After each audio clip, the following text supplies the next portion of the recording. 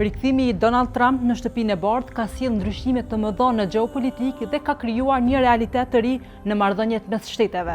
Në këto rrethana, Kosova nuk ka asnjë kontroll lobimi aktive në SBA, gjë që nga veprimtarët shqiptar në Amerikë kjo shihet si një shans i humbur për të rritur ndikimin dhe për të çuar përpara interesat e shtetit.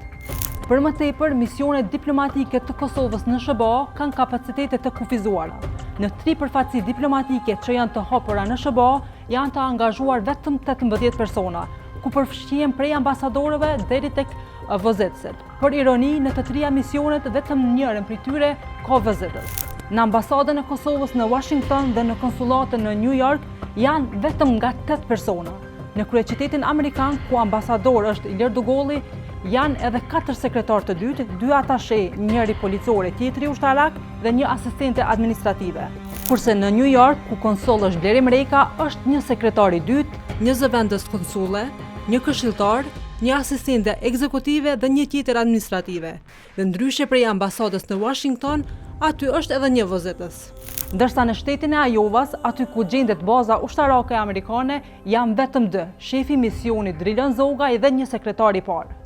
Elmi Berisha dhe Musa Dakaj, 2 veprimtarë shqiptarë në SBA, thonë se Kosova ka mungesë kapacitetesh në diplomaci dhe në lobim. Ata tërheqin vëmendjen se Serbia ka shtuar aktivitetet lobuese për të forcuar lidhjet me administratën Trump. Kërkimi i Kalzo.com në webfaqen amerikane të Departamentit të Drejtësisë vën në patë që Serbia për momentin ka 5 kontrata lobuese aktive në SBA, ndërsa Kosova nuk e ka asnjë. Prandaj, konsiderohet e domosdoshme që Kosova të rrisë kapacitetet në misione diplomatike dhe lobuese në SBA, për të forcuar më tej lidhjet me shtetin më mbështetës në periudhat para dhe pas luftës. Qeveria e Kosovës së fundmi i ka ndarë 75.000 euro për fondacionin shqiptaro-amerikan me qëllim të promovimit të vendit.